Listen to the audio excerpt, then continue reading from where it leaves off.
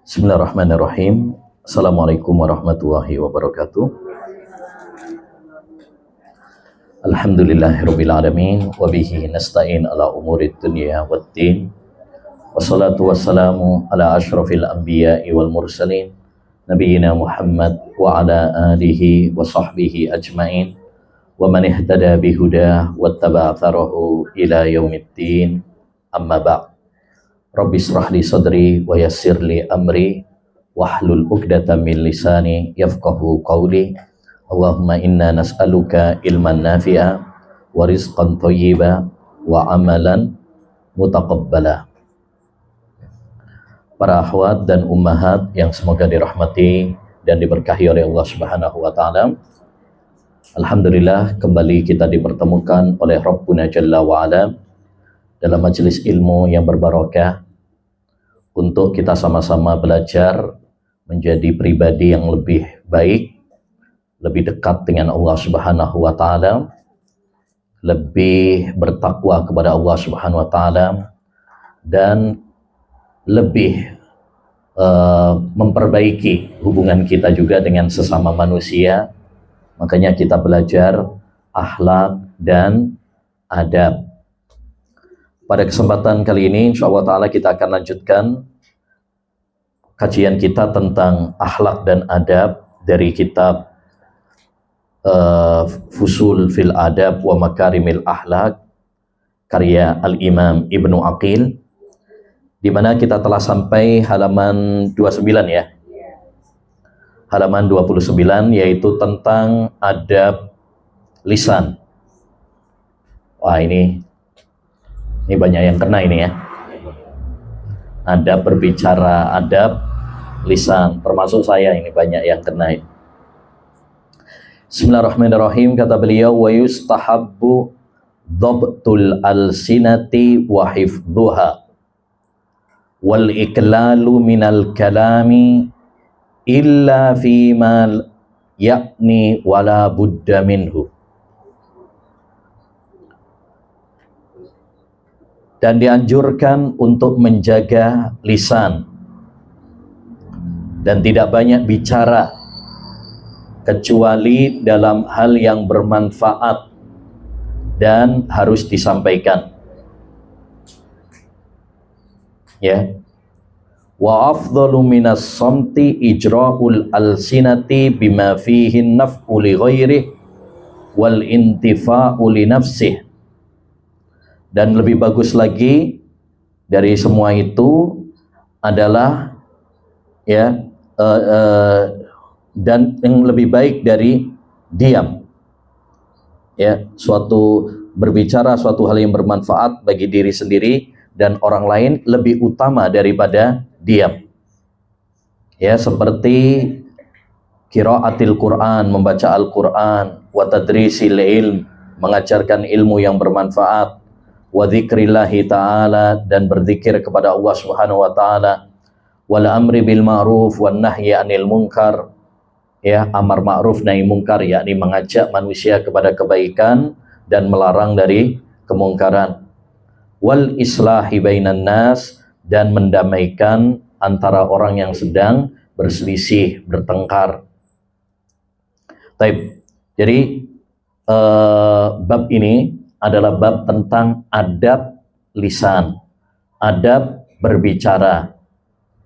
Dan ini adab yang sangat penting para akhwat, para ummahat. Kenapa? Karena salah satu faktor yang banyak menyebabkan kita masuk neraka adalah karena kita nggak bisa mengontrol ucapan kita, lisan kita. Nabi SAW pernah bersabda, aksaru khataya bani Adam fi lisani.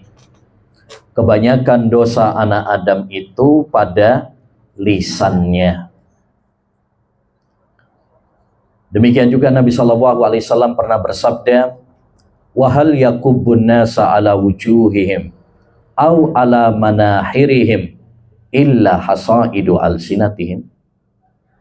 Adakah yang menjadikan manusia diseret ke neraka dengan wajahnya dan pelipisnya, kecuali karena buah dari ucapan-ucapan mereka. Ini menunjukkan bahwa salah satu dosa paling banyak yang menyebabkan orang masuk neraka adalah dosa yang ditimbulkan oleh lisan.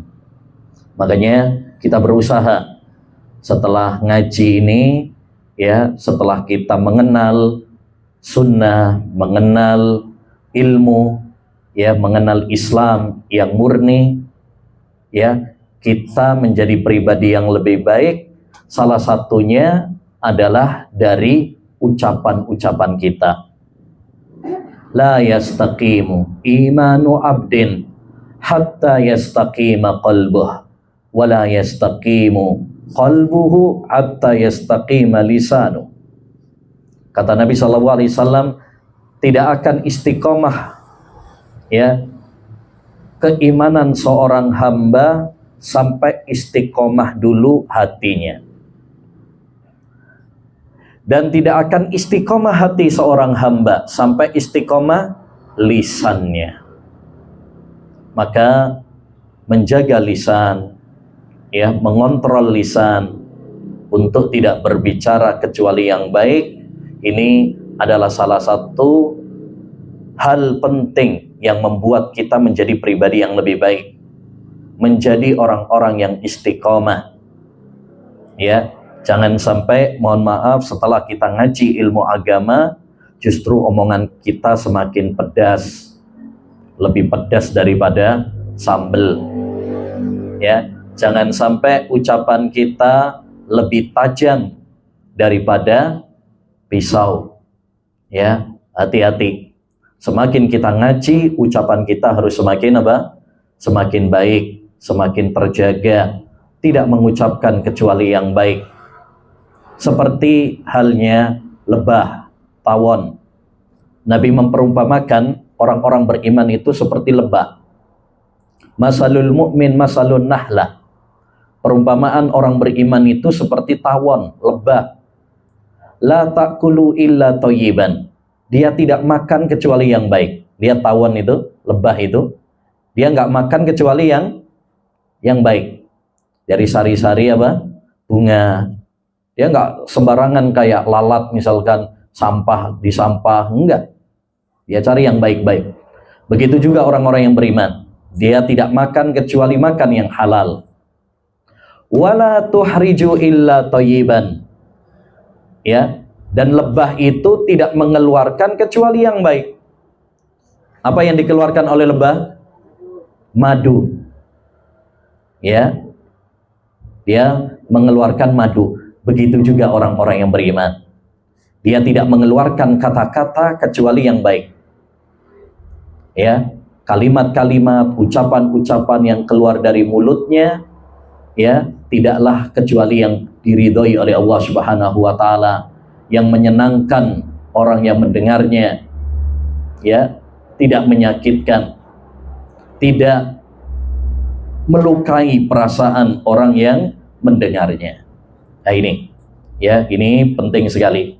Makanya kata beliau tadi, dianjurkan menjaga lisan. Bahkan ini termasuk tanda keimanan. Kata Nabi SAW, "Man kana yu'minu billahi wal yaumil akhir falyaqul khairan aw liyasmut." Siapa yang beriman kepada Allah dan hari akhir, hendaknya dia berkata yang baik, atau kalau nggak bisa, mendingan dia diam. Ya, mendingan dia diam. Ini tanda keimanan. Tanda keimanan adalah kalau seorang bisa menjaga apa? Lisannya. Tidak berbicara kecuali yang baik. Wal iklalu minal kalam, dan tidak banyak bicara. Nah ini, jangan banyak bicara. Ya, sedikit aja bicaranya. Kenapa? Karena banyak bicara itu satu dampak negatifnya, ya. Kalau banyak bicara itu satu, banyak bicara akhirnya banyak dosa, banyak terjerumus dalam dosa. Karena dosa-dosa itu kebanyakannya dari mana? Lisan. Termasuk dosa-dosa, mohon maaf, yang banyak menyebabkan wanita masuk neraka. Kalau masih ingat, dulu pernah kita sampaikan, ada 4 dosa yang paling banyak memasukkan wanita ke dalam neraka. Masih ingat, Bu? Nah, apa saja? 1,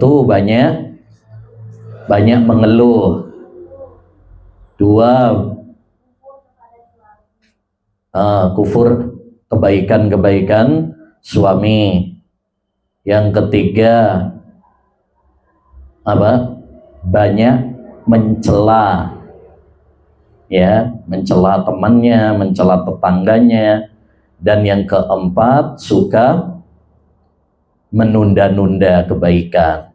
Ini 4 dosa yang paling banyak memasukkan wanita ke dalam neraka. Kalau kita perhatikan 4 dosa ini, 3 diantaranya disebabkan apa? Dosa lisan. Mengeluh, lisan. Ya, mengkufuri kebaikan suami, lisan. Suka mencela, lisan. Ya kan? Nah, makanya ini dianjurkan sedikit berbicara, karena banyak bicara itu tadi, 1, dampak negatifnya apa? Menyebabkan banyak dosa. Yang kedua, banyak bicara menyebabkan hati kita keras. Banyak bicara menyebabkan hati kita keras. Hati kita gundah, galau, sumpah. Ya.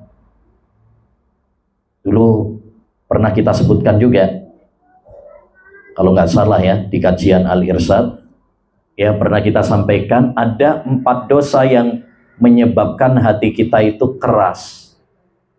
Banyak bicara, banyak makan, banyak tidur, banyak angan-angan, gitu kan ya. Banyak bicara, banyak makan, banyak tidur, dan banyak angan-angan. Berarti salah satu yang bikin hati kita keras adalah banyak bicara. Ya, banyak bicara. Yang ketiga, ya, dampak negatif dari banyak bicara juga adalah terjerumus di dalam fitnah-fitnah. Ya, banyak kekacauan-kekacauan itu karena orang nggak bisa menjaga apa?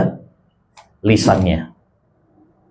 Coba kita perhatikan, ya, pejabat yang nggak bisa menjaga lisannya akhirnya menyebabkan apa? Emosi, demo, karena nggak bisa apa? Menjaga lisan. Ya,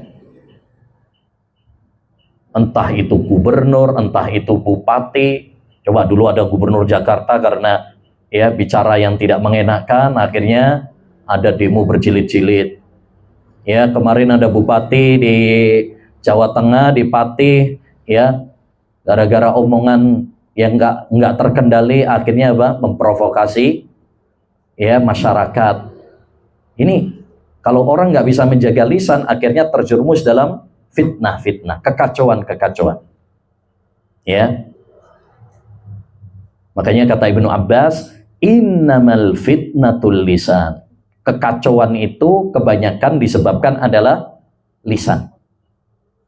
Ya. Maka kalau kita nggak bisa berbicara yang baik, mendingan diam. Itu lebih selamat bagi kita. Makanya di antara kunci agar kita selamat dari fitnah adalah menjaga lisan. Ya, pernah Nabi Shallallahu Alaihi Wasallam ditanya dalam hadis Uqbah bin Amir dalam riwayat Tirmidzi, man najah, wahai Rasulullah, apa kunci selamat itu? Orang itu biar selamat dari kekacauan, dari fitnah, ya, kerusakan. Apa kuncinya? Apa kata Nabi? Amsik alaika lisanak. Tahan lisanmu. Ya. Walzam baitak, menetaplah di rumahmu. Jadi kalau ada tawuran, ada demo, ada kudeta, nggak usah ikut-ikutan. Mendingan di rumah sama suami, sama anak. Ya. Itu lebih apa? Lebih enak, lebih selamat. Tugas kita beribadah kepada Allah Subhanahu wa taala dan menghindari kekacauan. Wabki ala khoti'atik, dan tangisi dosa-dosa. Itu pesan Nabi, supaya kita terhindar dari apa? Fitnah-fitnah dan kekacauan. Ya, salah satunya yaitu menahan lisan, ya, dengan kita, ya, diam. Yang keempat, di antara bahaya dari banyak bicara adalah menyibukkan dengan hal-hal yang tidak ada manfaatnya. Seorang mukmin dituntut untuk sibuk dengan hal-hal yang bermanfaat dan meninggalkan hal-hal yang tidak ada manfaatnya. Ya, jangan sibukkan diri kita dengan hal-hal yang tidak ada manfaatnya, dengan mengikuti berita-berita yang nggak ada manfaatnya, yang nggak menambah iman, yang nggak menambah takwa bagi kita. Ya, coba kita kalau liatin berita-berita itu nggak ada manfaatnya kadang, ya. Coba dari dulu sampai sekarang kasus ijazah nggak kelar-kelar, ya, diobok-obok terus nggak kelar-kelar, ya. Apa manfaatnya? Min husni islamil mar'i tarkuhu ma la ya'ni. Termasuk kebaikan Islam seorang adalah meninggalkan hal-hal yang tidak ada manfaatnya. Ya, banyak orang sibuk dengan hal-hal yang tidak ada manfaatnya, meninggalkan hal-hal yang bermanfaat baginya. Ya, sibuk mikirin utang negara. Oh, ini kereta wus, ya, gimana ini utang. Dia nggak mikirin gimana cara bayar utangnya sendiri, malah, ya, malah sibuk ngurusin apa? Utang negara. Utang dia sendiri nggak diurus, nggak dipikir. Nah, ini keliru, ya. Harusnya kita sibuk dengan hal-hal yang bermanfaat, ya. Jangan sibuk dengan hal-hal yang tidak bermanfaat. Yang kelima, di antara dampak negatif banyak bicara adalah buang-buang waktu. Waktu itu adalah nafas kehidupan kita. Kalau kita sibuk dengan kalau kita banyak bicara, ini menyia-nyiakan waktu kita yang berharga. Ya, Allah Subhanahu wa taala sangat menghargai waktu. Makanya dalam Al-Qur'an itu banyak sekali Allah bersumpah dengan waktu. Wal fajr, wal duha, wal asr. Ya kan? Banyak. Sebagai bukti bahwasanya waktu itu sangat apa? Penting sekali.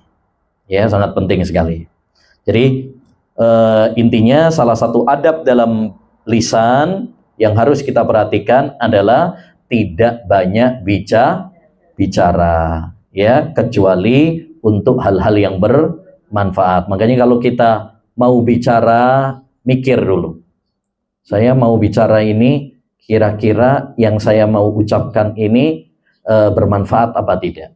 Baik atau tidak? Diridhoi oleh Allah atau enggak? Yang kedua yang harus kita pikir juga kalau kita berbicara, bahwa kita semuanya akan dihisab dengan segala ucapan kita. Akan ada balasannya nanti di akhirat. Siap nggak mempertanggungjawabkan ucapan kita nanti di pengadilan Allah Subhanahu wa taala? Ini yang harus selalu kita ingat, bahwa semuanya akan ada totalannya. Semuanya akan ada pertanggungjawabannya. Ibu-ibu kalau misalkan belanja saja harus mikir, nggak asal ngambil aja. Kenapa? Karena dia tahu nanti akan ada apa? Totalannya. Mikir-mikir, saya butuh nggak nih? Nggak asal ngambil aja, ya. Asal ngambil, tahu-tahu pas di kasir, ya, kok segini? Karena nggak mikir tadi, asal ngambil aja. Kan gitu. Itu kalau belanja saja kita harus mikir. Kenapa? Karena nanti ada totalannya. Ya. Bagaimana dengan nanti totalan di akhirat? pertanggungjawaban kita di akhirat. Maka kita harus memikirkan setiap yang kita ucapkan, setiap yang kita lakukan, ya, kita harus mempersiapkan jawabannya kelak di akhirat. Ya. Tapi berikutnya kata beliau, wa afdhalu minas samti ijra'ul alsina bima fihi naf'u li ghairi wal intifa'u li nafsi. Ya. Berbicara suatu hal yang bermanfaat bagi diri sendiri dan orang lain lebih utama daripada diam.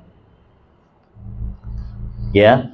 Maksudnya hukum asalnya memang diam itu bagus dan banyak manfaatnya.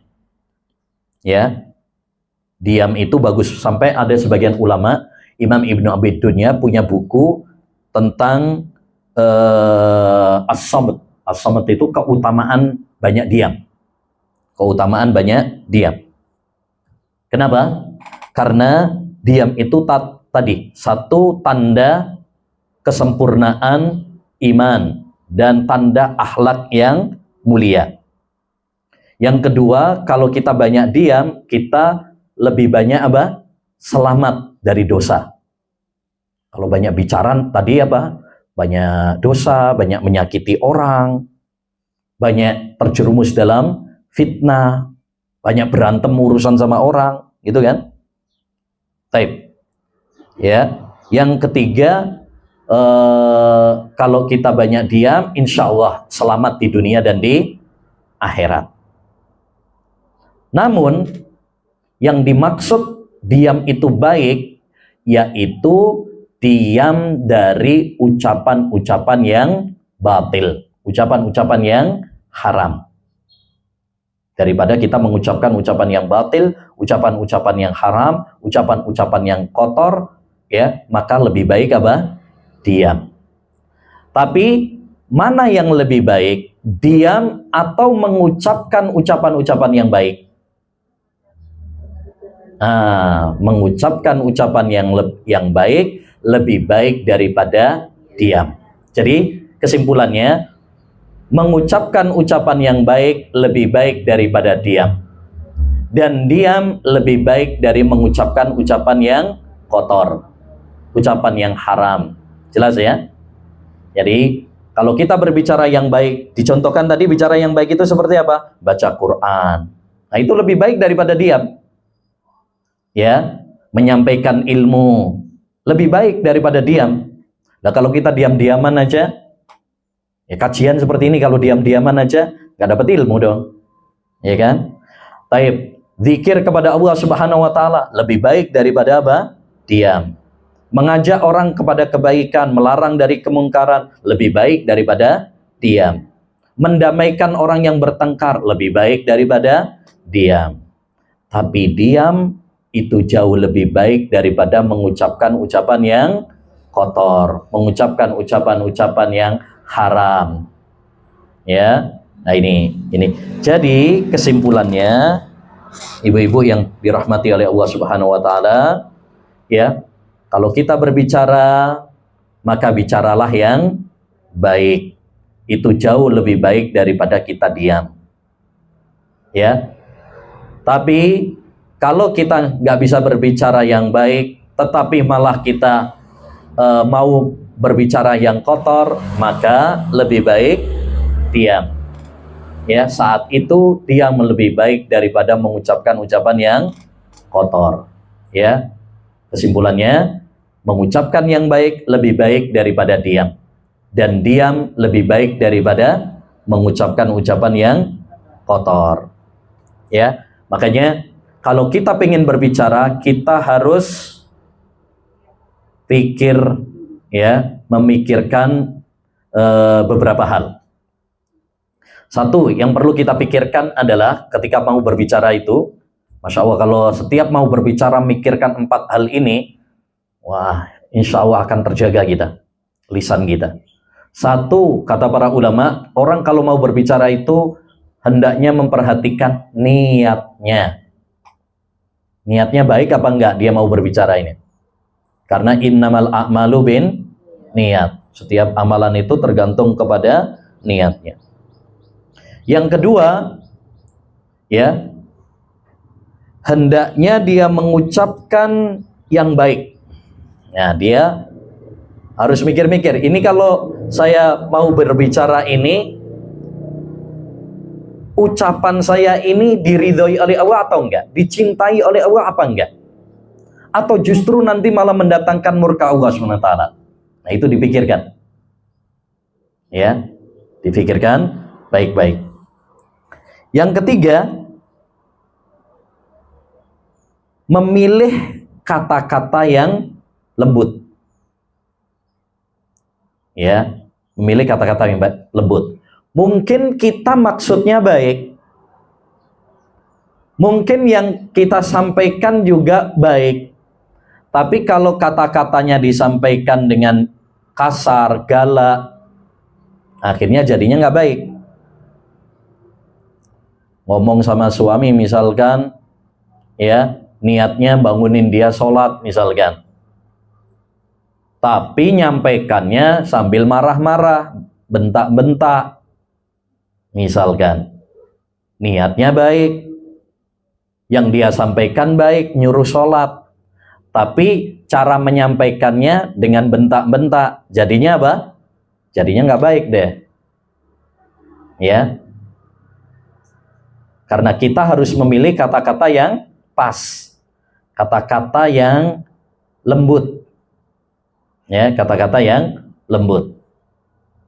Kemudian yang keempat, ya, yang perlu kita pikirkan juga adalah jangan sampai mendatangkan madharat yang lebih besar. Jangan sampai mendatangkan madharat, menimbulkan madharat atau bahaya yang lebih besar. Ya. Kemudian yang kelima, tambahan lagi, kita yang harus kita pikirkan bahwa tadi semuanya akan ada pertanggungjawabannya di akhirat. Apa yang kita ucapkan, apa yang kita lakukan, semuanya akan kita pertanggungjawabkan di akhirat. Ada hisabnya. Ya, ada hisabnya, ada pertanggungjawabannya di akhirat nanti, ada totalannya. Andaikan semua kita melakukan sesuatu atau berbuat sesuatu atau mengatakan sesuatu ini nggak ada balasannya, nyantai, aman. Tapi kan setiap ucapan dan perbuatan kita nanti ada totalannya, ada hisabnya, ada balasannya di akhirat nanti. Ya, maka siapkan jawaban kita. Setiap ucapan, setiap tulisan zaman sekarang juga, ya, setiap apa yang kita tulis, status, ya, itu juga ada pertanggungjawabannya. Maka kita harus hati-hati, ya, kita harus memikirkan akhirat. Jangan cuma di dunia ini saja. Baik. Itu beberapa adab terkait tentang apa? Lisan. Baik, kita lanjutkan berikutnya. Halaman 30. Ini tentang adab berpakaian dan memakai cincin. Kata beliau, walubsul hariri muharraman 'alar rijali mubahun lin nisa'i wa kadzalika at-tahalli bidz-dzahabi hatta al-khatami walau biqadri ainil jaradati. Memakai pakaian yang terbuat dari sutra hukumnya haram bagi para laki-laki dan hukumnya mubah bagi para wanita. Demikian juga mengenakan perhiasan yang terbuat dari emas. Tidak dibolehkan bagi kaum laki-laki walau dengan cincin sekedar mata belalang. Wala yukrahu lubsul hazzi alladhi yasubuhul wabar wa yakunul wabaru aksar wa kadzalikal atabiyu alladhi yakunul qutnu fihi aksar minal qas. Dan tidak dimakruhkan memakai sutra yang dicampur dengan wol, yang mengandung lebih banyak wol daripada sutra. Begitu pula dengan itabi yang mengandung lebih banyak kapas daripada sutra. Tapi kita bahas terlebih dahulu, yaitu tentang masalah ini adab pakaian, adab berpakaian. Perlu diketahui terlebih dahulu bahwa pakaian itu adalah nikmat dari Allah Subhanahu wa Ta'ala. Kita ingat dulu kita lahir pertama kali di dunia ini tanpa sehelai pakaian. Ya, kemudian Allah Subhanahu wa Ta'ala memberikan pakaian kepada kita. Makanya dalam hadis qudsi Allah SWT mengatakan, ya ibadi kullukum arin illa man kasautuh fastaksuni aksukum. Wahai anak Adam, wahai hamba-hambaku, kalian dahulu adalah telanjang, terus aku beri pakaian kepada kalian. Maka mintalah pakaian kepadaku, saya akan beri kalian pakaian. Ya, jadi pakaian ini nikmat dari Allah Subhanahu wa Ta'ala. Andaikan bukan karena Allah SWT, kita nggak bisa berpakaian. Dan pakaian fungsinya, manfaatnya ada 3. Fungsi pakaian itu ada 3. Yang pertama, untuk menutupi aurat kita. Ya, untuk menutup aurat, cacat, kekurangan, ya mungkin ada kudis atau panu, ya kalau pakai baju nggak kelihatan, tertutup. Yang kedua, melindungi kita dari panas dan dingin. Ya, kalau nggak pakai baju, ya kalau musim panas kepanasan, kalau musim dingin kedinginan. Dengan berpakaian, ya terlindungi kulit kita dari panas dan dingin. Yang ketiga, sebagai keindahan. Ya, sebagai keindahan. Orang itu akan terlihat indah kalau dia berpakaian, apalagi kalau bajunya rapi, baru, ya. Nah, ini akan terlihat indah. Dan hukum asal hukum asal pakaian, ini kaidah ya. Kaidahnya, hukum asal masalah pakaian adalah boleh, halal, sampai ada dalil yang mengharamkan. Ini perlu dicatat baik-baik. Hukum asal pakaian adalah boleh, halal, sampai ada dalil yang melarang, mengharamkan. Kenapa? Karena pakaian itu termasuk perkara dunia atau perkara ibadah? Dunia. Dan kaidahnya, hukum asal masalah-masalah dunia adalah halal, boleh, sampai ada dalil yang melarang. Berbeda dengan masalah ibadah, masalah agama. Hukum asalnya tidak boleh sampai ada dalil yang mensyariatkannya. Ya. Jadi, hukum asal masalah dunia adalah boleh, sampai ada dalil yang melarang. Berbeda dengan masalah ibadah, hukum asalnya adalah tidak boleh sampai ada dalil yang mencontohkan, mensyariatkan. Sebagaimana dalam hadis Nabi Muhammad SAW, dalam riwayat Ibnu Hibban, Nabi SAW bersabda, "Idza kana syai'un min amri dunyakum fasya'nukum." Kalau urusan dunia kalian, maka terserah kalian. Terserah, artinya boleh. Wa in kana min amri dinikum fa ilayya. Tapi kalau untuk urusan ibadah, maka harus mengikuti tuntunan saya. Ya, ini kaidah penting yang perlu kita tanamkan terlebih dahulu. Kalau kita paham kaidah ini baik-baik, nanti gampang. Ya, untuk menghukumi masalah makanan, masalah minuman, masalah pakaian, masalah teknologi, dan urusan-urusan dunia yang lain. Ya, misalkan kita mau minum kopi, minum kopinya mau gula, mau pakai gula atau nggak pakai gula, boleh apa tidak? Boleh, karena itu urusan dunia. Ya. Makan bubur ikut tim yang diaduk atau yang nggak diaduk, boleh apa tidak? Boleh, mau diaduk, mau nggak diaduk, itu urusan apa? Dunia, nggak masalah, terserah. Tapi sekarang banyak penemuan-penemuan, misalkan ya kereta cepat, pesawat. Dulu di zaman Nabi nggak ada. Tapi ini masalah dunia, berarti hukum asalnya apa? Boleh. Ya, begitu. Jangan nanti ditanya satu persatu. Apa dalilnya bahwa pesawat itu boleh?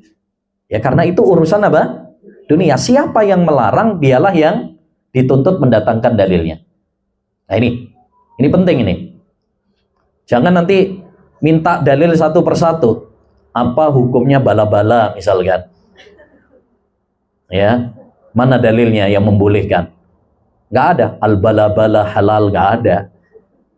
Ya, as-sutu, ar-rawon, ya, misalkan nggak ada. Satu persatu nggak ada. Karena masalah dunia itu terus berkembang. Masalah dunia itu terus apa? Berkembang. Termasuk masalah pakaian. Misalkan, ya, termasuk adat kebiasaan orang Indonesia pakai pakaiannya batik, misalkan. Boleh apa tidak? Boleh. Karena ini masalah dunia. Ya, pecinya songkok nasional, misalkan. Boleh apa tidak? Boleh. Karena ini hukum, karena ini masalah apa? Dunia. Ya ini dipegang dulu kaidah ini. Jadi hukum asal masalah pakaian adalah boleh. Kecuali kalau ada dalil yang melarang. Kalau ada dalil yang melarang, maka kita haramkan juga. Karena kita itu mengikuti dalil. Agama ini berdasarkan dalil. Nah, salah satu yang diharamkan itu adalah pakaian sutra bagi laki-laki. Adapun bagi perempuan boleh. Demikian juga emas bagi laki-laki. Laki-laki misalkan pakai cincin emas, pakai kalung emas, gelang emas, arloji emas, nggak boleh. Tapi kalau perempuan boleh. Ya, laki-laki nggak boleh pakai emas. Karena laki-laki sudah emas. Nah, kan ya. Istrinya kan kalau manggil apa? Mas gitu ya. Sudah emas dia. Jadi kalau pakai emas nanti double keberatan nanti. Nah. Baik. Jadi udah emas ya. Masih hati ya, Pak ya. Ya. Baik. Jadi laki-laki tidak boleh pakai sutra dan pakai emas. Dulu pernah dalam sebuah hadis Nabi SAW pernah memegang satu tangan sutra dan tangan yang lainnya megang emas. Maka Nabi mengatakan, inna hadaini haramun ala dzukuri ummati khillun ala nisaim. Dua ini, yaitu emas dan sutra, haram bagi laki-laki umatku dan dihalalkan bagi wanita umatku. Jadi kalau laki-laki tidak boleh pakai sutra dan tidak boleh pakai emas. Tapi kalau perempuan boleh. Dan ini sudah menjadi kesepakatan para ulama. Seperti dinukil oleh Imam Ibnu Qudama, Imam Ibnu Abdul Bar, Imam An-Nawawi. Mereka menukil kesepakatan para ulama bahwa laki-laki haram pakai sutra, laki-laki haram pakai emas. Apa hikmahnya? Kok laki-laki nggak boleh pakai sutra, nggak boleh pakai emas? Ya, hikmahnya apa? Satu, hikmahnya karena itu bisa menimbulkan ujub, sombong pada dirinya. Ya. Yang kedua, menyerupai wanita. Karena Allah itu sudah membedakan antara laki dan wanita. Ya. Emas itu ciri khas wanita. Sutra ciri khas wanita. Laki-laki nggak boleh menyerupai wanita. Makanya dalam hadis Allah melaknat laki-laki yang menyerupai wanita dan wanita yang menyerupai laki-laki. Nggak boleh. Termasuk dalam berpakaian ya. Nggak boleh laki-laki misalkan pakai daster kayak pas Agustusan gitu, biasanya dikasih dasteran gitu, nggak boleh. Karena itu ciri khas apa? Wanita. Ya. Sebagaimana wanita nggak boleh mengikuti ciri khas laki-laki. Yang ketiga, kenapa tidak boleh pakai sutra dan emas? Karena itu tasyabuh dengan orang kafir. Ya, makanya dalam hadis Rasulullah SAW mengatakan, la talbasul harir, jangan kalian wahai kaum laki-laki pakai sutra. Ya, kenapa? Karena itu adalah pakaian untuk orang-orang kafir di dunia. Untuk kalian orang-orang beriman nanti di akhirat. Kalau nanti di surga, itu ya boleh bagi orang-orang yang beriman pakai sutra, kayak emas nanti di surga, bukan di dunia ini. Ya. Kemudian yang keempat juga di antara hikmahnya adalah apa? Ini menjadikan laki-laki akhirnya apa ya? Laki-laki itu kan maco gitu maksudnya. Apa ya bahasanya ya? Ya maco lah ya. Jadi kalau dia pakai emas, ini malah kayak menunjukkan dia lemah gitu ya. Ya. Kayak nggak pantas gitu loh. Laki-laki itu kan maco. Apa Pak? Maskulin. Nah, terlihat maco lah ya. Tapi kalau dia pakai dandanan seperti itu justru menjadikan laki-laki hilang harga dirinya. Ya. Nah, tapi ingat ya, yang dimaksud dengan larangan pakai sutra itu adalah sutra asli. Adapun kalau sutra buatan maka tidak mengapa. Ya, hanya saja mungkin tidak pantas gitu aja. Tapi secara hukum adalah apa? Boleh. Karena yang dilarang itu kalau sutra asli. Adapun kalau sutra buatan maka secara hukum adalah boleh. Hanya saja mungkin perlu dihindari bagi kaum laki-laki ya. Itu perlu dihindari. Karena khawatirnya nanti orang salah paham. Ya. Demikian juga kalau memang ada hajat, kebutuhan yang mendesak, maka itu boleh. Jadi hukum asalnya nggak boleh, haram. Tapi kalau memang ada kebutuhan yang mendesak, darurat, maka diperbolehkan. Seperti dahulu Abdurrahman bin Auf, sahabat Nabi, dia punya penyakit gatal. Dia nggak bisa pakaian yang biasa. Akhirnya diperbolehkan oleh Nabi untuk memakai apa? Sutra. Karena tadi ada penyakit kulit yang menimpa beliau. Begitu juga kalau pakai emas, hukum asalnya haram bagi laki-laki ya. Tapi kalau memang ada kebutuhan yang mendesak, darurat, maka itu boleh. Seperti dulu ada seorang sahabat namanya Arfajah bin As'ad. Arfajah bin As'ad, hidungnya kepotong. Ya. Akhirnya Nabi SAW mengizinkannya untuk menggantinya dengan emas. Ya, menggantinya dengan emas. Awalnya diganti dengan perak, ternyata tayang. Apa tayangnya apa, Pak? Berkarat.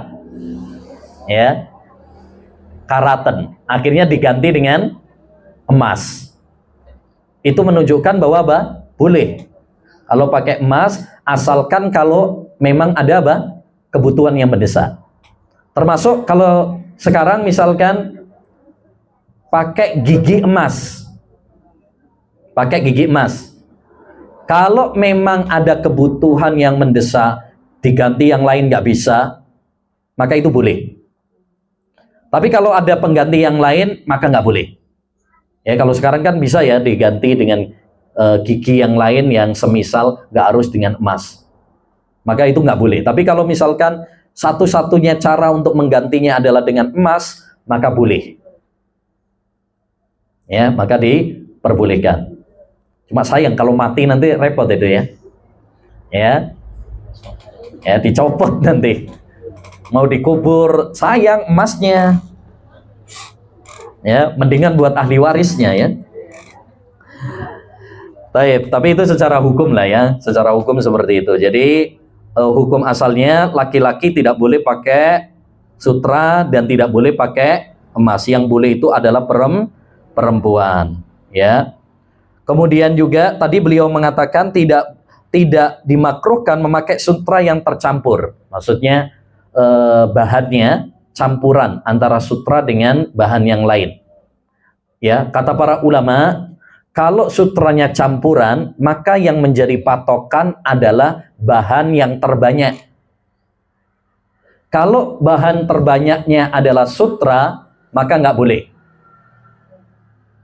Tapi kalau bahan yang lainnya yang lebih banyak, maka boleh. Misalkan tadi sutra dicampur dengan bahan wol, misalkan. Dan bahan wolnya ini yang lebih mendominasi, maka itu hukumnya boleh.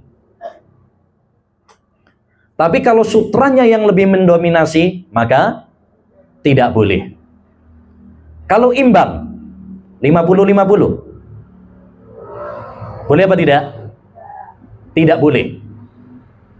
Kalau imbang separuh-separuh, tidak boleh. Kenapa? Karena kaidahnya bila bercampur antara halal dan haram, maka yang dimenangkan adalah haram. Dengan demikian, apa hukum memakai kain bagi laki-laki yang bahan kainnya adalah campuran dengan sutra? Diperinci menjadi berapa? 3. Kalau yang lebih mendominasi adalah sutra, maka hukumnya nggak boleh. 2. Kalau yang lebih mendominasi adalah selain sutra, bahan yang lain yang lebih mendominasi, maka hukumnya boleh. 3. Kalau bahannya seimbang, 50-50, 50-50, maka hukumnya tidak boleh. Ya, tidak boleh. Kenapa? Karena kaidahnya tadi, bila berkumpul antara halal dan haram, maka yang dimenangkan adalah haram. Ya. Baik. Kemudian kita lanjutkan. Wala yajuzu ja'lus suwari fis siyabi walal mafarisi was suturi wa huwa ma kana ala surati hayawan li'anna an-nabiy sallallahu alaihi wasallam qala la tadkhulul malaikatu baitan fihi surah. Tidak boleh mengenakan pakaian yang terdapat gambar makhluk bernyawa. Makhluk bernyawa itu misalkan seperti gambar manusia, gambar hewan, ya, baik pada pakaian, baik pada tikar, kasur, tirai, tidak boleh terdapat gambar makhluk yang bernyawa. Karena Nabi SAW bersabda, malaikat tidak masuk ke dalam rumah yang terdapat gambar makhluk yang bernyawa. Nah, jadi ini salah satu adab berpakaian juga, hindari pakaian-pakaian yang mengandung gambar makhluk. Ya, biasanya kadang ya kayak pemain bola pakaian bola itu biasanya ada gambar pemain bolanya, misalkan. Ya, Ronaldo, Messi kadang dipasang gambarnya. Ya, itu pelanggaran 2 itu malahan ya. 1 ada gambar bernyawa, 2 mengidolakan orang-orang kafir. Ya, mengidolakan orang kafir. Demikian juga kalau misalkan di tirai atau di kasur, ya, hindari gambar-gambar yang bernyawa. Ya. Karena malaikat tidak masuk di dalam rumah yang di dalamnya terdapat apa? Gambar-gambar bernyawa. Ya, kalau ada gambar yang bernyawa, hendaknya dipotong kepalanya. ya, dirubah dengan yang lainnya. Alhamdulillah, ya, kalaupun memang seorang mau menggambar, ada yang diperbolehkan, yaitu menggambar yang bukan makhluk bernyawa. Gunung, pesawat, langit, bumi, mobil, ya. Jadi kalau memang misalkan punya hobi ngelukis, misalkan lukis saja pemandangan, ya, lukis saja benda-benda yang tidak bernyawa. Adapun ya gambar-gambar yang bernyawa, maka ini tidak diperbolehkan. Bahkan Nabi SAW mengancam dalam hadis, asaddun nasi adzaban yaumal qiyamah alladzi yudhahuna bi khalqillah. Orang yang paling keras adabnya besok pada hari kiamat yaitu orang-orang yang menandingi Allah Subhanahu wa taala dalam ciptaan, yaitu melukis gambar-gambar bernyawa. Nanti di hari kiamat mereka orang-orang yang melukis menggambar makhluk yang bernyawa itu disuruh oleh Allah menghidupkan gambarnya. Bisa enggak? Pasti dia tidak bisa. Ya, oleh karenanya kalau kita punya rumah, ya, hindari gambar-gambar yang bernyawa, ya, supaya rumah kita berkah. Karena malaikat tidak bisa masuk dalam rumah yang di dalamnya terdapat gambar-gambar yang bernyawa. Kalau malaikat nggak masuk, akhirnya yang masuk adalah jin. Ya, yang masuk adalah jin. Ya, salah satu jin itu gampang masuk lewat gambar nyawa. Apalagi kalau dia gambar tersebut ada niat-niat yang lain. Ada sebagian orang itu masang misalkan gambar kiai atau wali di rumahnya biar berkah misalkan. Wah, itu tambah syirik nanti, hulu. Atau ada sebagian orang pasang misalkan foto dia pernah haji misalkan, ditaruh di ruang tamu dengan niat nanti supaya para tamunya wah, pernah haji nih, Masya Allah, memuji. Nah, ini riak nanti ya. Jadi sebisa mungkin ya kita hindarkan rumah kita dari gambar-gambar yang bernyawa. Taib. Berikutnya, wal ihtiyaru tahattumu fil yasari wa in tahtama fil yamini fala ba'sa. Mengenakan cincin pada tangan kiri merupakan pilihan yang utama. Namun jika memakainya di tangan kanan maka tidak mengapa. Taib. Memakai cincin baik bagi laki-laki apalagi untuk perempuan hukumnya boleh. Laki-laki boleh ya pakai cincin asalkan tidak dari emas. Boleh, dari perak misalkan, boleh. Ya, atau misalkan akik misalkan, boleh, asalkan nggak ada keyakinan. Oh, ini akiknya dari mbah dukun misalkan ada isinya. Nah, itu nggak boleh. Tapi hukum asalnya laki-laki pakai cincin apa? Boleh. Ya, boleh. Karena Rasulullah SAW dulu pernah pakai cincin. Ya.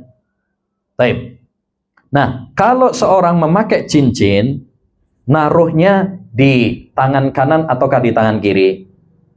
Ini kata beliau yang afdol adalah di kiri. Tapi kalau dia naruh di kanan juga boleh. Jadi ini pilihan. Mau di tangan kanan atau di tangan kiri, dua-duanya boleh. Karena Karena dalil-dalil Rasulullah SAW pernah pakai di tangan kanan dan juga pernah pakai di tangan kiri. Jadi ada dalil yang menunjukkan Rasulullah pernah pakai cincin itu di tangan kanan. Ada juga dalil yang menunjukkan Rasulullah pakai cincinnya di tangan kiri. Dua-duanya boleh, menunjukkan bahwa itu adalah pilihan. Termasuk juga arloji, ya, jam tangan. Boleh di tangan kanan, boleh juga di tangan kiri. Ya, disamakan seperti hukum cincin. Ya. Baik. Jadi intinya untuk laki-laki boleh pakai cincin asalkan bukan dari emas. Adapun bagi perempuan boleh, ya, walaupun dari emas boleh. Di tangan kanan atau tangan kiri? Dua-duanya apa? Boleh. Ya. Diisi semuanya boleh apa enggak, Bu? Masya Allah. Ya. Kebanyakan duit nih. Semuanya diisi cincin. Taib. Wala yahillu li ahadin an yajurra saubahu khuyala wa batara. Tidak halal bagi seorang menjulurkan pakaiannya karena sombong dan congkak. Ini yang disebut dengan apa? Isbal bagi kaum laki-laki, yaitu berpakaian dengan pakaian yang menutupi mata kaki, pakai celana atau sarung atau jubah kemudian menutupi mata kaki, maka ini hukumnya haram bagi kaum laki-laki, ya. Ini diharamkan. Hadis-hadis tentang larangan isbal derajatnya mutawatir. Apa mutawatir itu? Hadis yang diriwayatkan dari jalur para sahabat yang banyak sekali. Tidak mungkin mereka sepakat di atas kedustaan. Ya, ada sekitar 30 sahabat lebih yang meriwayatkan larangan isbal. Isbal itu apa tadi? Berpakaian tapi kemudian pakaiannya itu menutupi mata kaki, entah itu celana, entah itu sarung, entah itu jubah dan lain sebagainya. Ya, Nabi diantaranya Nabi bersabda, "Ma asfala minal ka'baini fa finnar." Pakaian yang menutupi mata kaki maka terancam di neraka. Ya, demikian juga dalam hadis iyyaka wal isbal fa innal isbala minal mahila. Hati-hati kamu dari isbal karena isbal itu termasuk kesombongan. Dan Allah tidak mencintai orang-orang yang sombong. Ya, ini. Dan hadis-hadis tentang masalah ini banyak. Adapun bagi perempuan, boleh apa enggak isbal? Kalau perempuan boleh apa enggak isbal? Boleh. Bahkan wajib isbal, ya. Bahkan wajib karena kaki itu termasuk aurat. Ya, kalau di luar ya maksudnya, ya. Kalau di luar rumah, ya, kaki itu adalah aurat sehingga harus ditutup, berarti wajib isbal. Ya, wajib isbal. Dan ini salah satu perbedaan antara laki dengan perempuan. Makanya Islam itu menginginkan agar laki dan perempuan itu beda. Ya, beda. Jangan malah disuruh untuk sama. Ya, laki disuruh menyerupai perempuan, perempuan disuruh, akhirnya susah membedakan. Zaman sekarang kadang susah kita membedakan ini laki apa perempuan, ya. Ya, mohon maaf kadang-kadang kita kalau dari belakang terutama, ya, dari belakang kadang susah membedakan ini laki apa perempuan. Karena perempuannya apa? Sekarang banyak yang bergaya laki-laki, udah potongannya pendek kayak laki-laki, udah pakainya baju ketat, pakai celana jeans, ya, udah gitu pakai naiknya sepeda motor ninja. Dari belakang kadang apa? Susah bedakan ini laki apa perempuan. Dikiranya laki, nggak taunya ternyata apa? Perempuan. Bahkan naudzubillah banyak sekarang yang orang ikut-ikutan apa? Tren operasi, ya, operasi plastik, operasi ganti jenis kelamin dan lain sebagainya. Dia tidak cukup ridho dengan apa yang telah Allah Subhanahu wa taala berikan kepadanya. Padahal apa yang Allah pilihkan itulah yang terbaik. Ya. Nah, sekarang banyak yang terbalik. Laki-laki banyak yang isbal, perempuan malah banyak yang melebihi setengah betis malahan, ya. Malah kadang setengah paha. Naudzubillah min dzalik. Ya, padahal yang harusnya setengah betis itu siapa? Yang laki-laki. Adapun yang perempuan malah dianjurkan untuk isbal malahan, ya, karena kaki itu termasuk aurat. Baik. Kita lanjutkan. Halaman 32, waduhulul hammami jaizun lirrijali bil mayaziris sa'irah wa yukrahu lin nisa'i illa min illatin wa hajah. Dan kaum laki-laki dibolehkan memasuki pemandian umum dengan syarat mengenakan penutup aurat dan dimakruhkan bagi kaum wanita kecuali apabila terdapat sebab atau kebutuhan yang mengharuskannya memasuki pemandian umum. Yang dimaksud pemandian umum di sini, hammam di sini, pemandian umum biasanya ada pemandian air anget ya, untuk apa ya, yang punya sakit, biasanya sakit gatal ya, itu biasanya ada ya, di sebagian tempat itu ada pemandian air panas ya, tapi itu pemandian umum, kayak kalau kita sekarang kayak kolam renang yang umum ya, laki dengan laki juga gitu ya, perempuan kadang campur juga laki dengan perempuan. Nah itu kata beliau, kaum laki-laki dibolehkan memasuki pemandian umum. Maksudnya tadi pemandian yang isinya apa? Air panas. Ya, pemandian kayak biasanya kan ada ya di sebagian tempat tuh ada mata air isinya apa? Air panas. Itu untuk biasanya untuk pengobatan. Untuk pengobatan. Pernah apa enggak, Bu? Pernah nyoba? Nah, itu kalau bagi laki-laki maka boleh. Tapi dengan syarat apa? Satu, syaratnya tidak boleh menampakkan aurat. Ya, tidak boleh menampakkan aurat. Aurat laki-laki itu mana? Dari pusar sampai ya lutut ya. Termasuk paha itu termasuk aurat. Jadi tidak boleh, mohon maaf misalkan telanjang bulat, nah itu nggak boleh. Yang kedua, syarat yang kedua adalah tidak boleh berlebih-lebihan. Tidak boleh berlebih-lebihan dalam pemakaian air. Tapi alhamdulillah zaman sekarang ini nggak terlalu nggak terlalu penting, karena sekarang hampir setiap rumah bisa ya ada air pemanasnya. Ya, tapi ini kita berbicara tentang zaman dulu, biasanya orang itu ada pemandian umum, ada pemandian air panasnya. Nah, adapun bagi perempuan maka ini dilarang, kata beliau. Kenapa? Karena perempuan itu harus lebih terjaga auratnya. Ya, khawatirnya nanti menjadi fitnah, ya, tersingkap auratnya. Apalagi kalau misalkan di situ campur baur antara laki dan perempuan.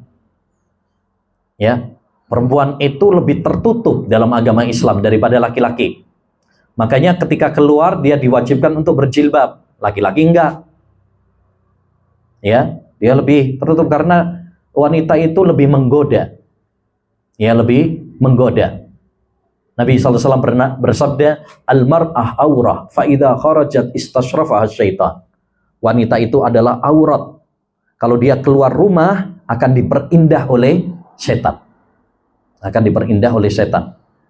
Dibuat cantik oleh setan, menggoda ya kaum laki-laki.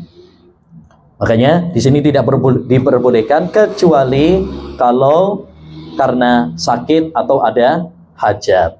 Ya, kalau bisa cari waktu-waktu yang sepi, ya, waktu-waktu yang atau misalkan yang khusus itu ya perempuan, ya, karena di tempat kita sekarang ini kadang-kadang pemandian umum kadang campur baur antara laki dan perempuan, ya, kayak termasuk di ya kolam renang kadang seperti itu juga, ya, kolam renang kadang campur baur antara laki dan perempuan. Jangan sampai kemudian perempuan nanti dilihat oleh laki-laki yang lain, apalagi zaman sekarang nanti bisa divideokan, di-share, difoto, itu akan menjadi fitnah, ya, menjadi fitnah. Alhamdulillah sekarang untuk mandi dengan air panas, dengan air hangat sangat mudah di rumah masing-masing.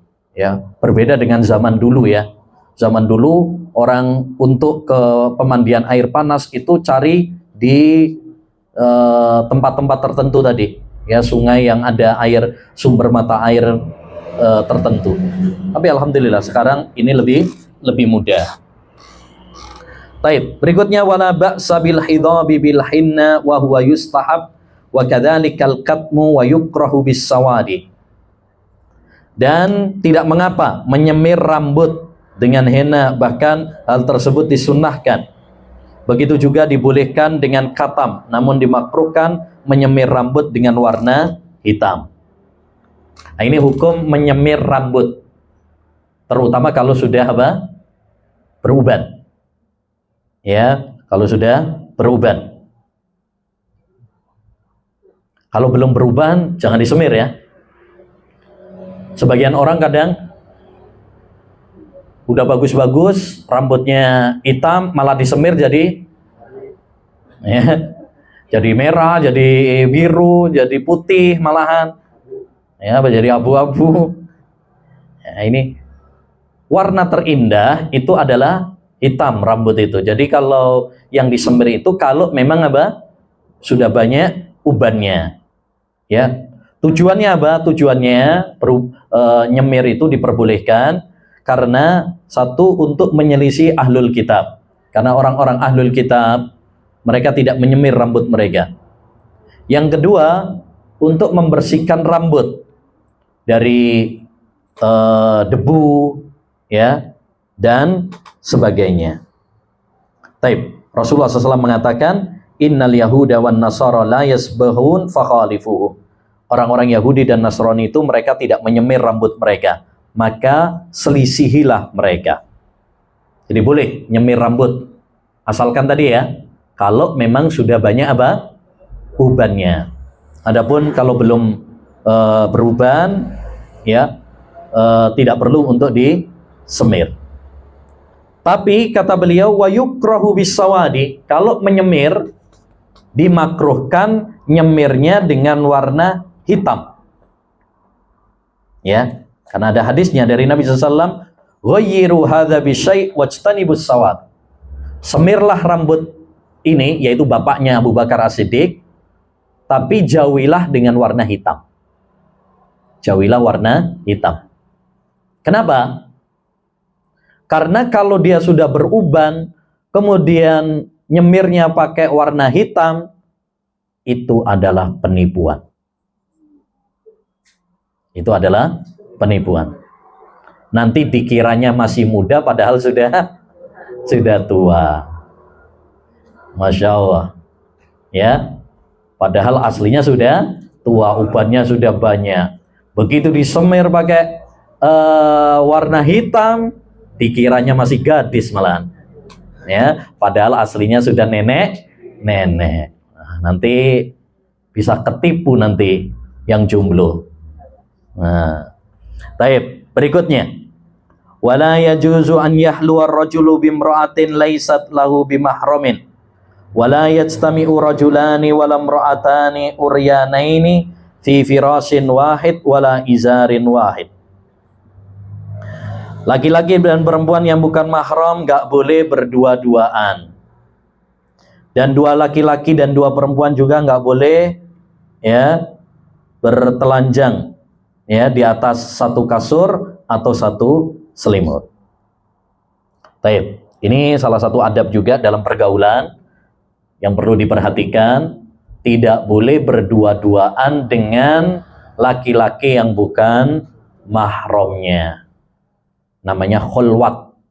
Khulwat itu artinya berdua-duaan, bersepi-sepi dengan laki-laki yang bukan mahram. Kata Nabi SAW, la yahluwanna rajulun bimra'atin illa wasalisuha syaitan. Tidaklah seorang laki-laki berdua-duaan, bersepi-sepi dengan wanita yang bukan mahramnya, kecuali yang ketiganya adalah syaitan. Ya, maksudnya kalau ada laki-laki dan perempuan sudah bersepi-sepi, ya, nanti rawan godaan setan. Nah, setan kalau udah goda, nggak mungkin godanya yang baik. pasti godanya yang jelek, ya, bertahap, pelan-pelan, akhirnya menjerumuskan mereka kepada perzinahan. Makanya orang kalau udah pacaran, apalagi malam mingguan di tempat-tempat yang sepi, ya, akhirnya lama-kelamaan kemudian terjerumus dalam zina, waliyadzubillah. Ya, walaupun tidak semua yang pacaran mesti zina, tidak. Tapi itu adalah sarana. Itu adalah apa? Sarana. Dan Allah Subhanahu wa taala menutup segala celah yang mengantarkan kepada perzinahan. Makanya Allah berfirman dalam Al-Qur'an, "Wala taqrabuz zina innahu kana fahisyatan wa sa'a sabila." Jangan kalian mendekati perzinahan. Dekati aja nggak boleh, apalagi melakukannya.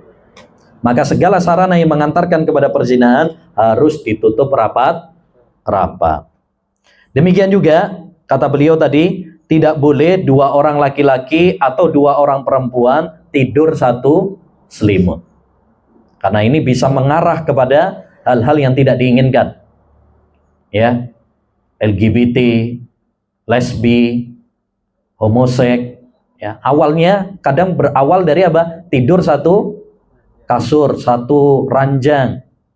Ya, yang namanya setan, ya, kemudian menggoda dan menggoda, akhirnya melakukan hal-hal yang tidak diinginkan, hal-hal yang tidak diridhoi dan tidak dicintai oleh Allah Subhanahu wa taala. Makanya pesan Nabi kepada kaum para orang tua, ya, muru auladakum bis-shalah wa hum abna'u sab'in. Perintahkan anak kalian sholat kalau sudah berumur 7 tahun. Pukul mereka kalau sudah 10 tahun nggak mau sholat. Terus wa farriqu bainahum fil madaji. Pisahkan, ya, tempat tidur mereka. Itu dengan adiknya sendiri. Itu aja disuruh memisahkan. Apalagi kalau itu bukan adiknya. Kalau yang sama saudara saja disuruh misah, ranjangnya, ya, kasurnya, nggak boleh satu kasur, apalagi kalau itu bukan saudara. Tentu potensi lebih terbuka. Oleh karenanya, ya, tidak boleh dua orang laki-laki tidurnya satu selimut, satu kasur, atau dua perempuan, ya, sama temennya misalkan, itu nggak boleh. Ya, dianjurkan untuk sendiri-sendiri. Untuk apa tadi? Mencegah hal-hal yang tidak diinginkan. Baik. Kemudian terakhir, wala yajuzu ta'ammudu hudhuril lahwi wal la'ibi wala syai'a minal malahil mutribah tat-tabli waz zamri wa khussa min dzalika ad-duffu lin nikah, ya, liqaulin nabiyyi sallallahu alaihi wasallam a'linun nikah wadhribu alaihi bid-duff wala ba'sa bi asma'illah wa kadzalika at-ta'widhu bihi. Baik. Kata beliau, tidak boleh dengan sengaja mengunjungi hiburan dan permainan, serta segala jenis hiburan yang melalaikan, seperti drum dan seruling. Namun terdapat kekhususan tentang bolehnya dengan rebana, karena Nabi SAW bersabda, umumkan pernikahan dan pukulkanlah rebana untuknya.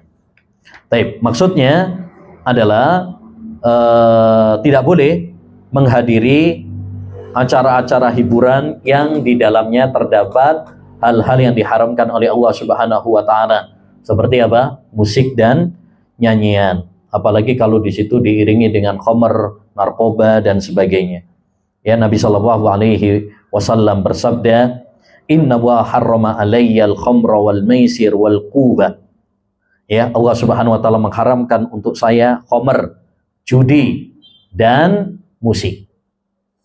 Ya, nah ini biasanya satu paket ini. Ya, satu paket. Ya, banyak acara-acara hiburan, acara-acara nyanyian, dangdutan dan sebagainya. Ya, itu terutama di tempat-tempat yang ngeri, ya, diskotik dan sebagainya. Biasanya ini satu paket, khamr, zina, musik. Ya, oleh karenanya tidak boleh bagi seseorang muslim untuk menghadiri tempat-tempat tersebut. Walladzina la yashhaduna az-zur bahwa mensifati orang-orang yang beriman itu mereka tidak menghadiri tempat-tempat yang mungkar, dan itu adalah termasuk tempat-tempat yang mungkar. Tempat yang mungkar itu dijauhi, bukan malah didekati. Karena kalau kita mendekati kemungkaran, akhirnya lambat laun kita akan apa? Terjerumus di dalamnya, lambat laun tergoda. Ya, innas sa'ida laman junnibal fitan. Orang yang bahagia itu adalah orang yang dijauhkan dari fitnah-fitnah. Jadi ini menunjukkan kepada kita bahwa musik, nyanyian, ya, itu adalah tidak diperbolehkan di dalam agama Islam. Karena ini madharatnya sangat besar. Ya, sangat besar, melalaikan kita dari Allah Subhanahu wa taala.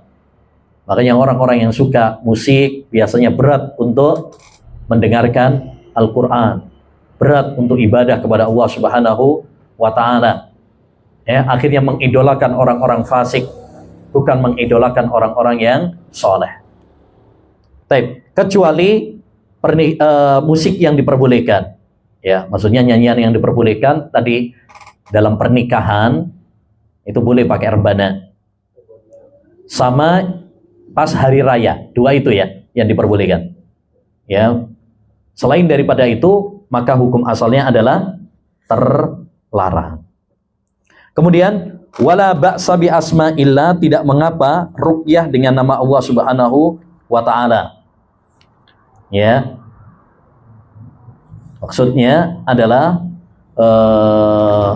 meruqyah dengan nama-nama Allah Subhanahu wa taala ini adalah diperbolehkan.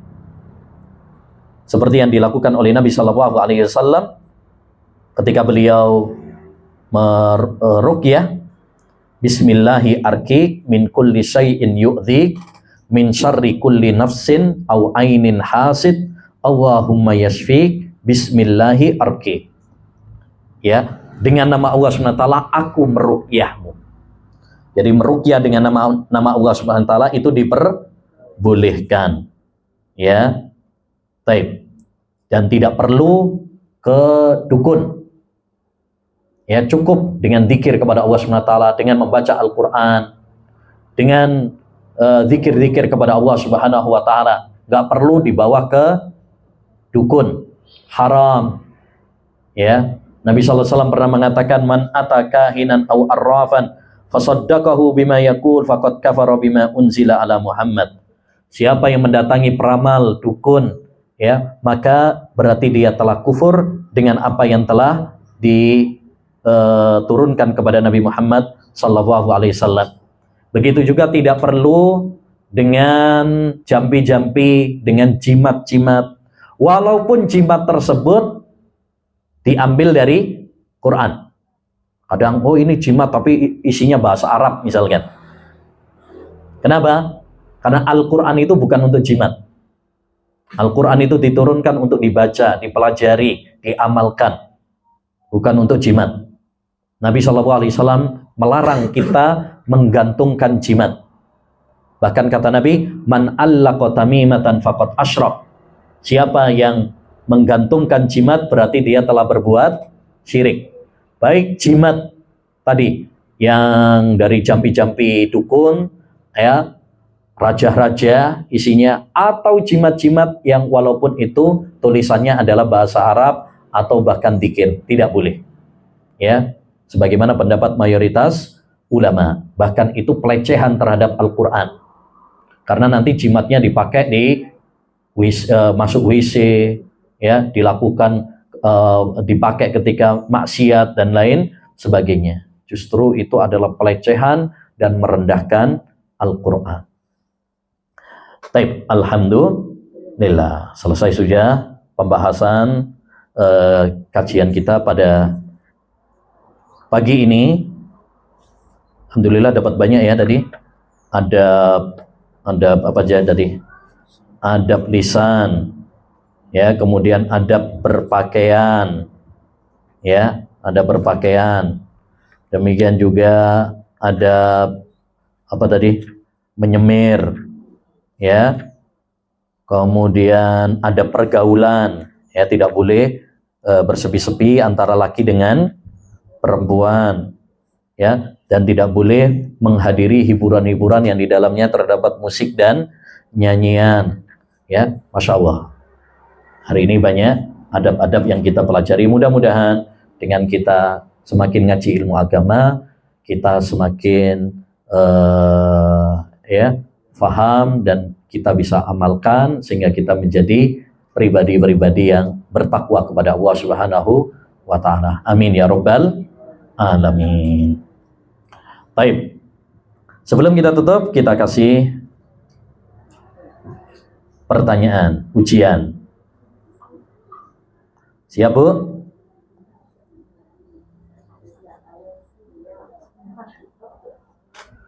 Siap?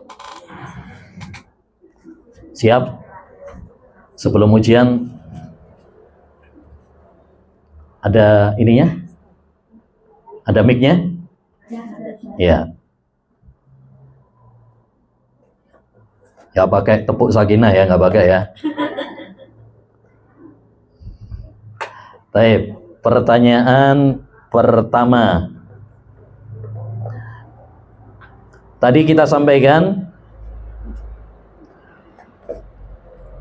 bahaya-bahaya banyak bicara. Siapa yang bisa menyebutkan dampak negatif banyak bicara? Ya. Yang pertama banyak terjerumus dalam dosa. Yang kedua menyebabkan menjadi keras. Ya, menyebabkan banyak dosa. Dua, menyebabkan hati kita apa? Keras. Nah, menjerumuskan kepada fitnah, betul. Yang keempat, membuat kita sibuk dengan hal yang tidak bermanfaat. betul, menyibukkan diri kita dengan hal-hal yang tidak bermanfaat. Yang kelima, menyia-nyiakan waktu. Ahsan, barakallahu fiik. Ahsanti itu apa? Ahsanti itu Anda terbaik, gitu ya. Baik. Pertanyaan yang kedua. Pertanyaan yang kedua.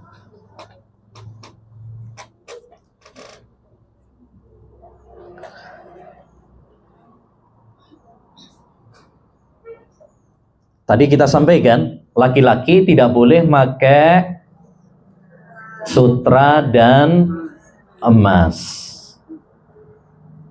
Para ulama menyebutkan ada hikmah-hikmah di balik larangan tersebut. Kenapa laki-laki tidak boleh pakai sutra dan emas? Apa hikmah-hikmah di balik larangan tersebut? Satu, menimbulkan wujud atau sombong. Ya. Kedua, menyerupai wanita karena sutra dan emas itu ciri khas wanita. Betul. Ketiga, itu tasyabuh dengan orang kafir. Ya, karena itu pakaiannya orang-orang kafir di dunia. Adapun untuk orang-orang yang beriman kapan? Nanti di surga. Nah. Yang keempat, menjadikan laki-laki itu lebih terlihat maskulin. Iya, kurang maco ya. Jadi kurang maco kalau. Iya, kurang maco. Baik. Padahal laki-laki itu harus terlihat laki-lakinya. Ya. Ahsanti barakallahu fiik. Masya Allah. Baik. Pertanyaan yang ketiga. Pertanyaan yang ketiga.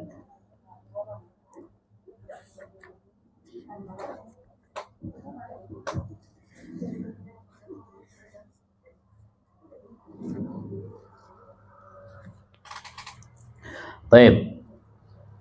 Pertanyaan yang ketiga. Tadi kita sampaikan, seorang apabila ingin berbicara, maka harus memperhatikan dan memikirkan beberapa hal. Apa saja?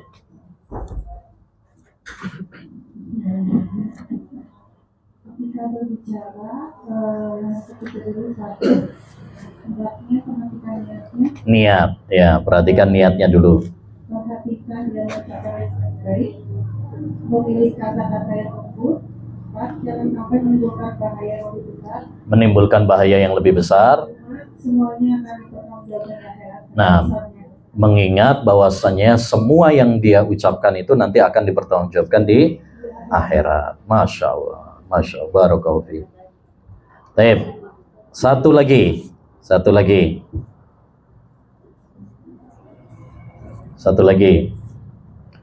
Tadi kita sebutkan kaidah penting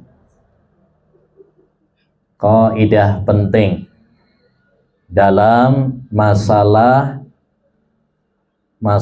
dunia dan masalah ibadah, termasuk yaitu masalah pakaian. Siapa yang bisa menyebutkan?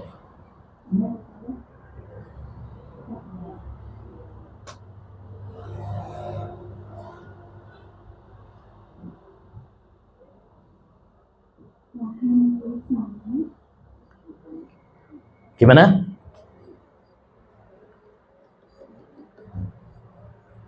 Kaidahnya apa?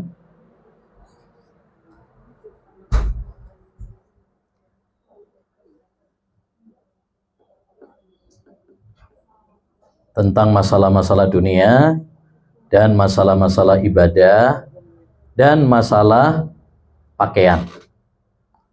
Ayo.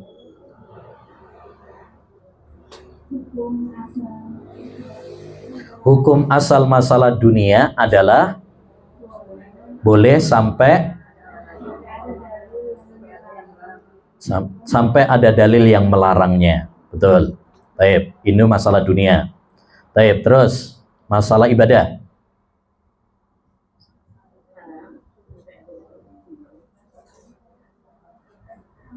Ayo, lanjut. Nggak usah grogi.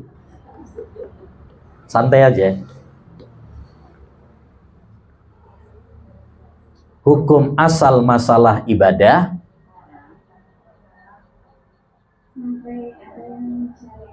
hukum asalnya apa? Haram. Tidak boleh sampai ada dalil yang mensyariatkannya. Betul. Baik. Sekarang masalah pakaian. Hukum asal masalah pakaian apa? Boleh sampai ada dalil yang melarang. Seperti tadi, yaitu ada dalil yang melarang laki-laki pakai apa? Sutra. Adapun kalau yang nggak ada larangannya, berarti hukum asalnya adalah boleh. Termasuk masalah makanan ya. Hukum asal masalah makanan adalah boleh. Mau makan apa namanya?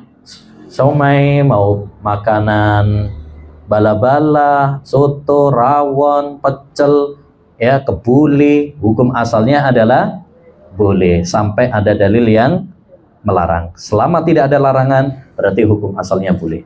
Nah, ini dipegang erat-erat kaidah ini karena nanti bisa dipraktekkan dalam banyak hal.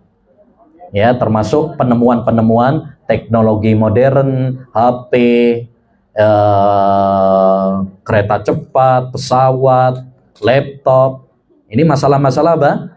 Dunia. Berarti hukum asalnya adalah boleh. Taib. Barakallahu fiikum.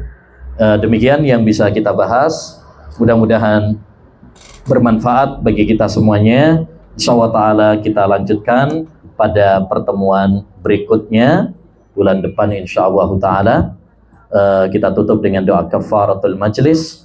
Subhanakallahumma wa bihamdika asyhadu an la ilaha illa anta astaghfiruka wa atubu ilaih. Assalamualaikum warahmatullahi wabarakatuh.